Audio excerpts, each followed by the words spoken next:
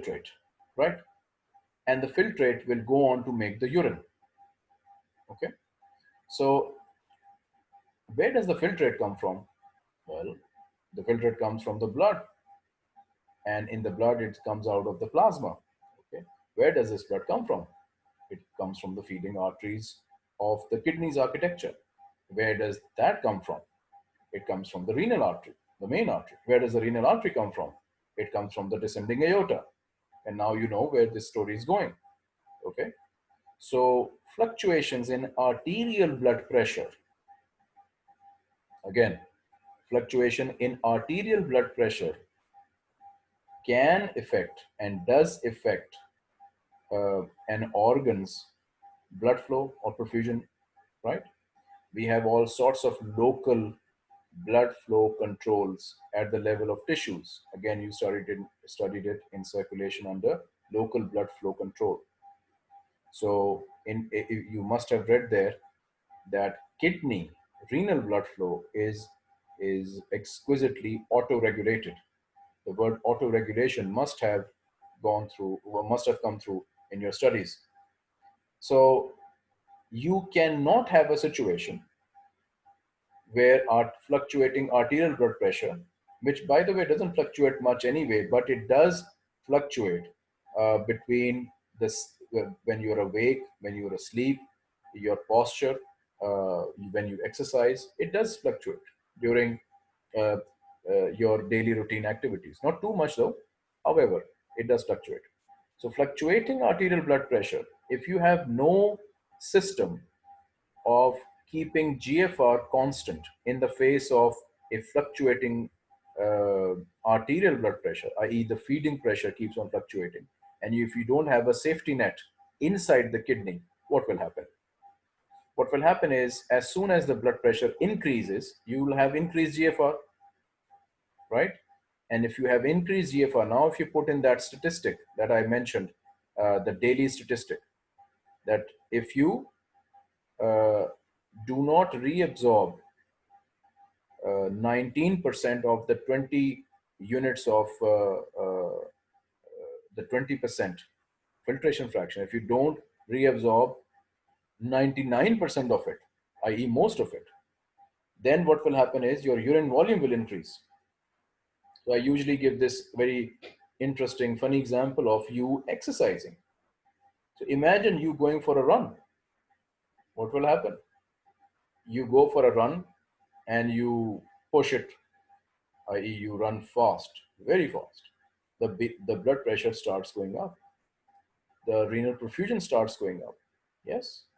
And if the GFR is not auto-regulated, it doesn't behave in the face of this fluctuating naughty blood pressure, what will happen is the filtration amount, the amount of filtrate that is formed will increase.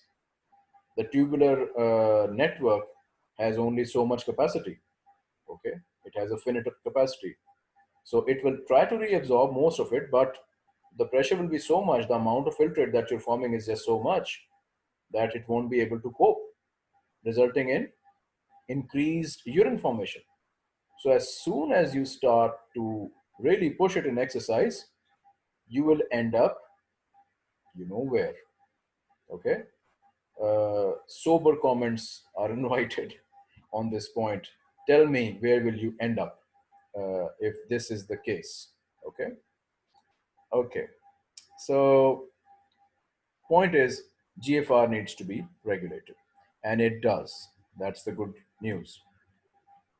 So this again is an SEQ roadmap for you. If somebody asks you how is GFR regulated, the convention, however, is that you are asked specifically about autoregulation, i.e., or myogenic mechanism, or TGF. Okay, so from the SEQ perspective, you would be asked specifics because they have to condense the question focused on 5 marks. That's their limitation. So they cannot ask you really the whole shebang. They need to ask you something which they can justify for 5 marks or less. Okay, so from an SEQ point of view, you need to understand that you'll be looking at this part of this roadmap. Auto-regulation you need to know very, very clearly. However, in a Viva, you can be asked a broader question. Obviously, it's verbal. You can be asked that, okay, tell us how the GFR is regulated. Then you say that, okay, there are two main components to it, an intrinsic component and there is an extrinsic component. Okay, an intrinsic, in the intrinsic component, you have autoregulation. And in autoregulation, you have myogenic and da da da. While in extrinsic mechanism, you have nerves, basically sympathetics, and you have various hormones running around, which also may affect the GFR. But remember, if you're asked which is the most important mechanism of GFR regulation, it's this intrinsic autoregulation. Okay. Now, look at this. This is probably one of the broadest ranges you have studied in physiology up till now, 80 to 180 mmHg. So what does it say? That if you remember, I was just talking about fluctuating the arterial blood pressure. This is the range. It's very impressive. If you were to fluctuate arterial blood pressure, and we are talking about mean arterial blood pressure, I hope you still remember some of your circulation. You haven't forgotten everything. That mean arterial pressure is, the value is around, is basically 95 to 100. Let's say 100. Okay. If you drop it to 80, or if you increase it to 180, GFR will still be hovering around 125 ml per minute. That's the beauty of autoregulation. So you can now appreciate such a wild swing in arterial blood flow does not really impress the GFR. It stays relatively constant. How is that feat even possible? Through these two mechanisms. In the graphical form, look at this. The mean arterial pressure is constantly increasing from 40 to 80, then from 80 to 180, and then 180 and onwards. So as I said, between 80 and 180, you will have autoregulation. So from 40 to 80, the GFR did increase. But this is per day. It's in liters per day. So if you have a mean arterial pressure going up to 80 mmHg, you will have increase in GFR from 40. Now from 80 to 180, you will have a constant GFR. This is autoregulation. This is autoregulation. But of course, with everything, there are limits. And beyond 180, if you still increase the arterial blood pressure, then GFR will start to go up and all sorts of issues will come into play. And if you decrease blood pressure below 80, all sorts of problems on the everything decreasing side will come into play. So GFR will decrease, urine output would decrease, fluid will be retained inside the body, the other functions of the kidney, osmoregulation and pH balance, all sorts of problems will start to happen. Okay, this happens when the kidney starts shutting down. Okay, so this is that. Now we'll start one by one what happens. So we are now going after autoregulation, and the first stop is myogenic mechanism. Now, myogenic mechanism, I'll just explain it on this graph. You can write a small paragraph when you're asked this in your professional exams. Look at this graph. Look at, say, this first, GFR. So this is really essentially the same diagram as this, okay, in which GFR is shown as a function of mean arterial pressure. This diagram, however, is a bit more specific. Here, GFR is given in relation with renal blood flow. So of course, renal blood flow is a function of mean arterial pressure, but we haven't shown it here.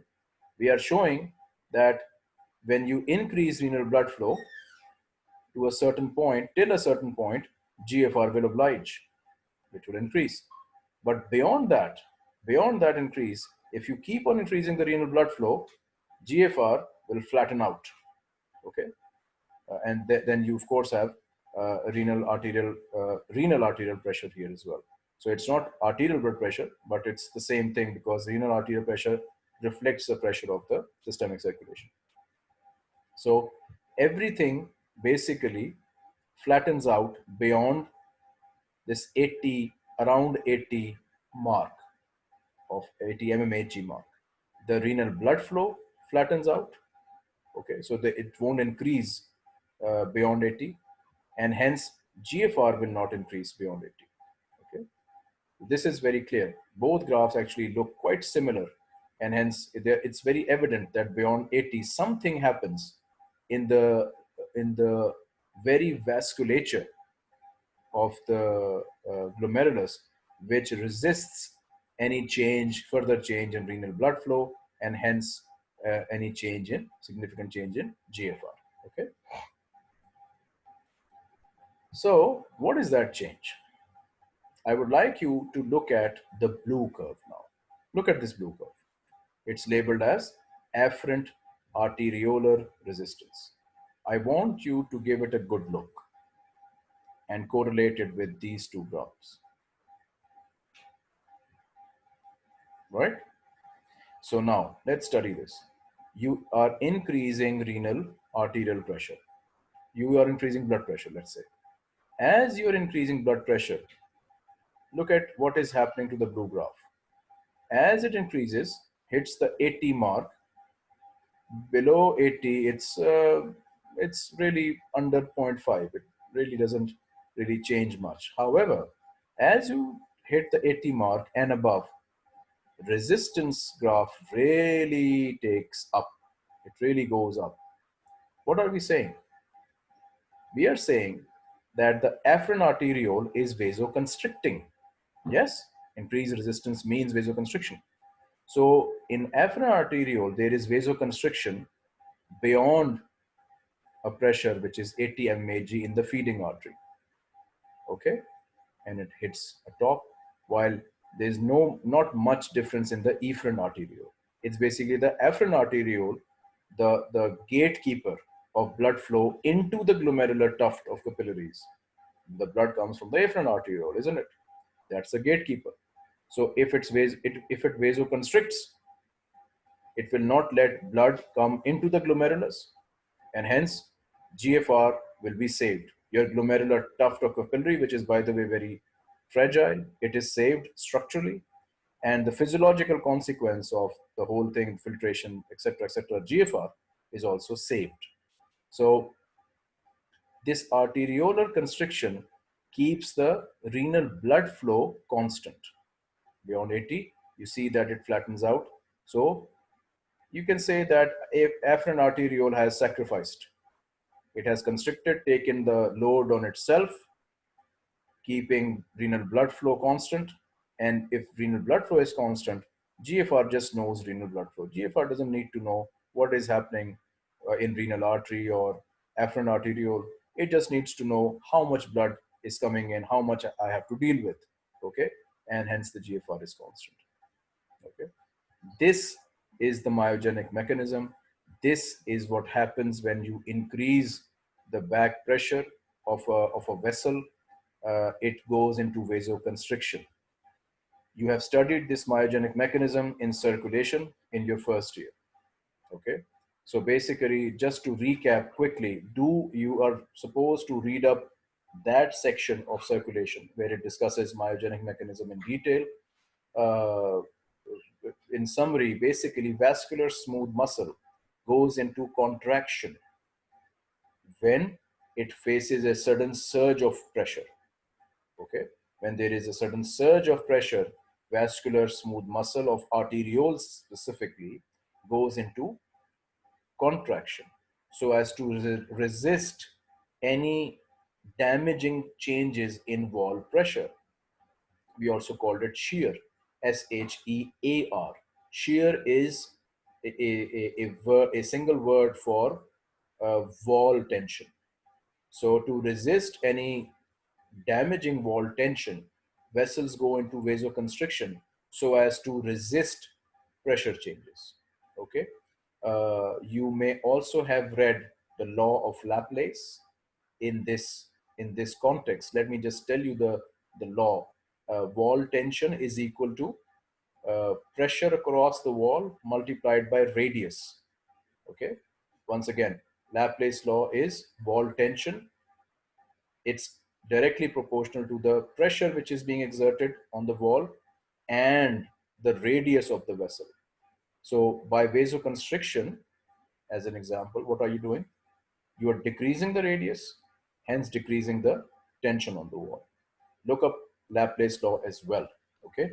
You may also want to uh, look up my first year lecture on regional blood flow and the physics of blood flow.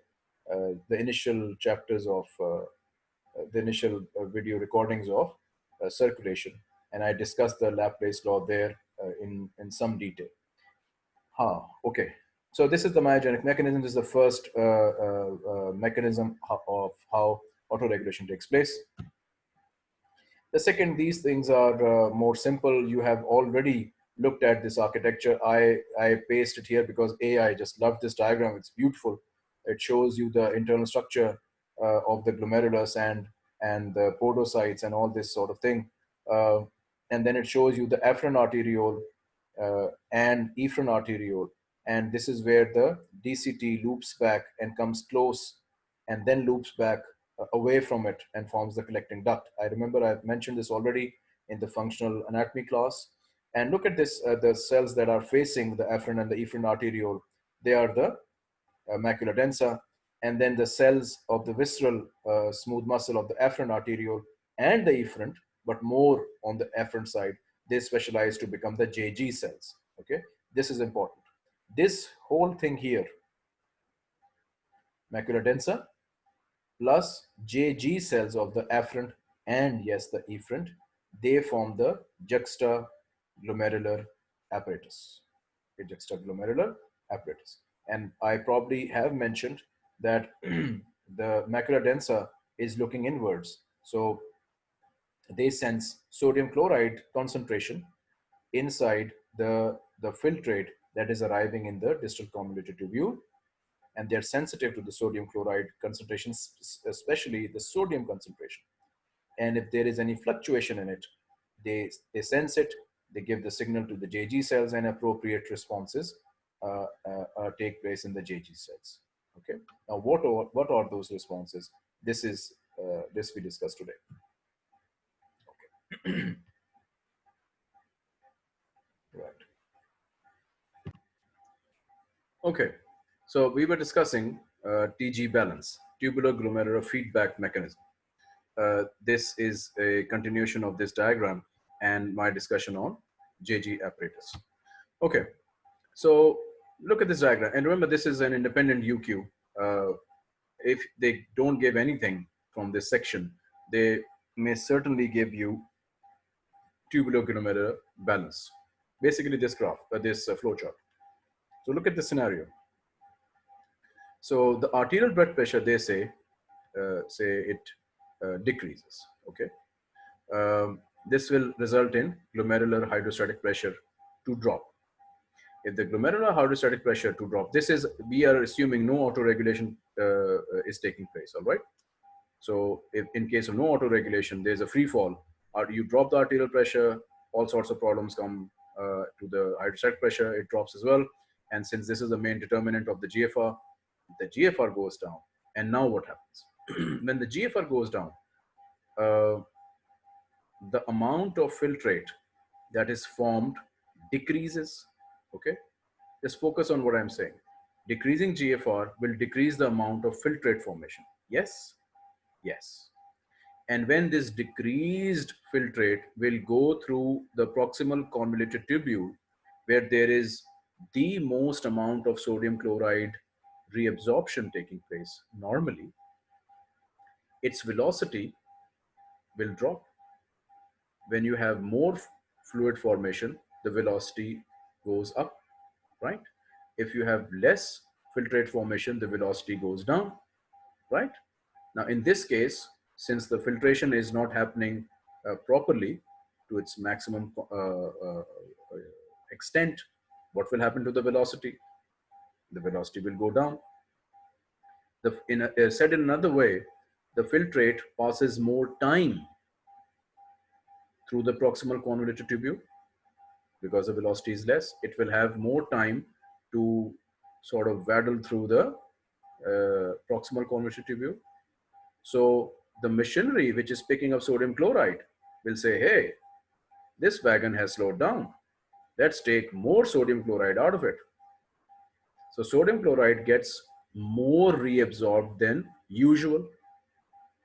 So when it eventually arrives at the macula densa, while it used to be normal in its sodium chloride concentration, when everything was fine, in this case, in the decreased GFR scenario, because of the velocity, etc., that I just mentioned, the sodium chloride pickup at the PCT, proximal convoluted tubule, is increased, leading to a less sodium chloride arriving at the macula densa. Okay. Now, I've mentioned in the earlier slide and earlier in functional anatomy as well that macula densa basically senses sodium chloride concentration, mainly the sodium concentration. Okay. This is the signal that macula densa then gives the JG cells. If I just take you back to the diagram, this. So this is the tubular fluid that has arrived, which is deficient in sodium chloride.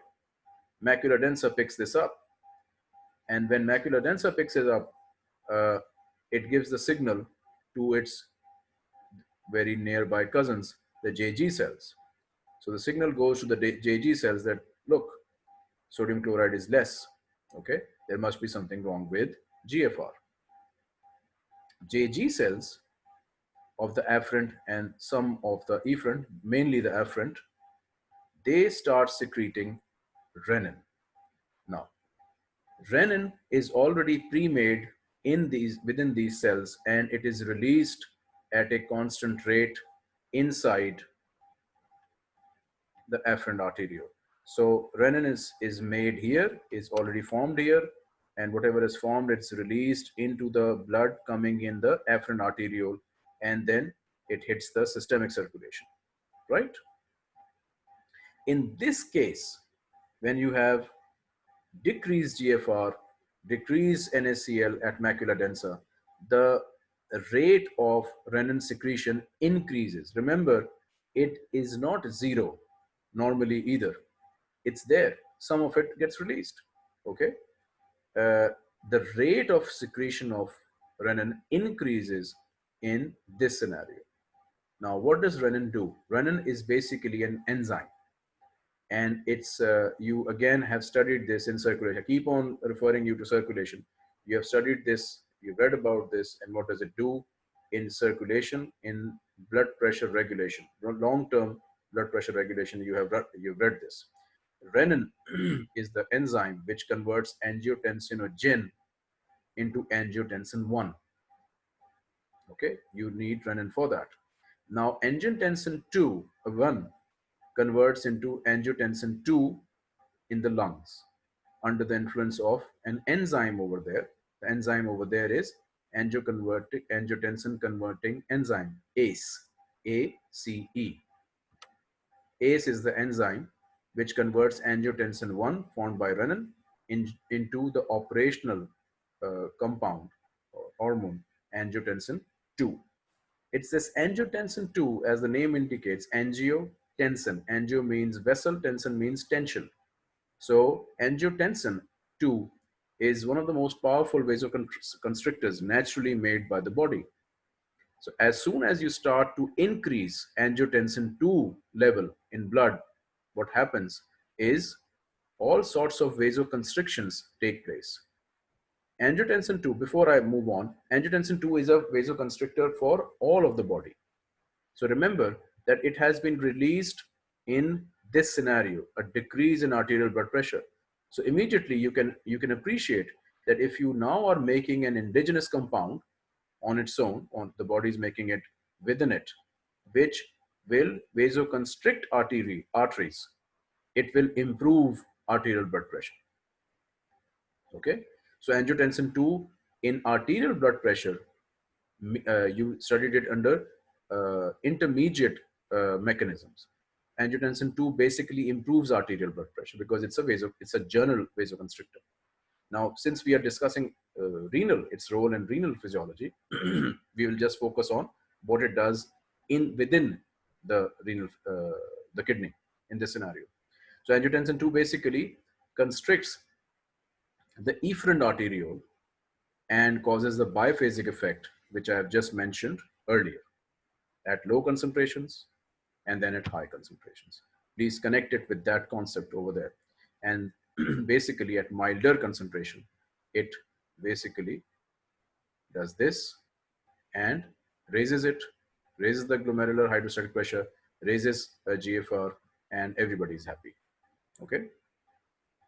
At by the way, at high concentrations, it also vasoconstricts the afferent, and then eventually brings the whole system down back to normal, which is not evident in Guyton's flowchart. Okay, something that you need to note. It's a regulatory mechanism, but it also needs regulation. So too much of this will in itself be a problem. You need to then vasoconstrict the afferent to bring the whole system back down to normal. He has mentioned something here, which is decreased macular denser NaCl has a vasodilatory effect at the afferent. I have not found this, and I mention it to my students. This is not mentioned in any standard textbook that I have gone through, but Guyton mentions it, and so you need to make a note of it. That macular denser decreased sodium chloride has two wings. One is this famous, well-documented phenomena, which eventually vasoconstricts the efferent, but it seems to also, according to Guyton, it seems to also have a direct effect on vasodilation of the arteriole, afferent arteriole, which obviously has a beneficial effect in increasing the hydrostatic pressure. You need to discuss this under these two headings if this comes as a SEQ. So this is done. You have done the TG balance. Some footnotes is there are other renin secretors, which is the perfusion pressure of kidney. If kidney's perfusion pressure decreases, this in itself can cause a renal renal renin secretion. So what we're talking about is if the afferent arteriole here, the pressure drops, it has a physical effect on renin release. It causes more release of renin. And then there is sympathetic stimulation. You know that I mentioned that sympathetics are richly supplied at around about the afferent arteriole. So if there is stimulation of the sympathetics, again, that also has a direct effect on renal renin secretion. So this is the 2 points which you can log away alongside renin. Good students are sometimes asked while they are discussing TG balance and renin comes up. The examiner may ask, are there any other ways of increasing renin secretion? This is where this information comes in handy. Another point of the clinical application of this is ACE inhibitors. These are drugs. ACE is angiotensin converting enzyme. Inhibitors means we are stopping the enzyme to work. So we are basically stopping angiotensin 2 formation. In certain hypertensives, these are very oftenly prescribed in mild hypertensives to bring their hypertension down. You may find it strange because you have just studied the wonderful, wonderful function of angiotensin 2. However, in hypertension, which in itself is a huge issue, you need to do something which brings back the blood pressure down or sort of offsets the high blood pressure that the patient is suffering from. And you may want to inhibit angiotensin 2, which is a vasoconstrictor, and provide relief to the patient. Another class of drugs are angiotensin 2 antagonists. Antagonist is an agent which competes with the compound that it needs to compete with. So there are drugs which compete with angiotensin 2, does not let it connect with its receptor and cause vasoconstriction, and hence the resultant is vasodilation. And hence these both class of drugs improve hypertension, improves high blood pressure in hypertension. So they are good agents. However, a caution needs to be given here. that these drugs, since they are meddling with the affairs of angiotensin 2, may result in fluctuation of GFR. So if the patients, if the hypertensive patients kidney is all right, then by all means use these drugs. But if the kidney and the GFR is affected in this hypertensive, which is not the case with all hypertensives, then a word of caution needs to be given, to maybe use it under monitoring the patient, i.e. in admitted patients, or use some other drug to handle the hypertension and not these drugs, because in a kidney compromised person, hypertensive, giving these drugs would plummet the GFR and cause all sorts of issues with the renal output, shutting down the kidney, and so on and so forth. Okay. Concluding remarks about autoregulation: it's absent below 80, 90, 80 to 90 mmHg. It's not perfect. Things do change a bit with changing blood pressure. This is the end of intrinsic. With extrinsic, I'll just skim through this. Sympathetic stimulation I've already spoken about. There are naturally occurring or exogenous vasodilators. These are vasodilators and vasoconstrictors, it should say. Both are vasodilators, I beg your pardon. So I don't know why there are two headings here. So there are vasodilators which improve or increase what you call the blood flow. There are sympathetic stimulation which would constrict the blood flow. An interesting observation is again this: people who are on high protein diet, they tend to get more GFR. Same is the case with early onset diabetes mellitus, where there is high glucose entering into the filtrate. Both of these effects, let me just give a shot at it. Hope you remember it. High protein diet means the guy is having a lot of protein in his diet all the time, which then leads to high amino acid and protein peptide content of the filtrate that is being formed at the kidney. Now, when this filtrate hits the proximal colony tubule, it somehow increases the reabsorption of sodium. So it needs to be reabsorbed. The extra amino acids need to be reclaimed by the body, so they are reabsorbed. But alongside, this also facilitates sodium uptake, sodium chloride uptake. Again, the same effect happens, that the filtrate now is deficient in sodium chloride, and when it arrives at the macula densa, the whole TG balance phenomena takes place. But if you can appreciate, this is happening while the GFR is fine. It's not the GFR that triggered this response. It's the high protein content. By meddling it with sodium chloride reabsorption, by increasing it, it sort of quote unquote artificially activated the macula densa. So we say that in a sentence, we say that high protein diet people have a high sensitivity of the macula densa mechanism. They trigger their macula densa mechanism. Renin is secreted, angiotensin is secreted, and the GFR is enhanced even more. So they have high GFR scenario. Same is the case with extra glucose entering into the filtrate. It also enhances the sodium uptake, and the same case happens in early diabetics.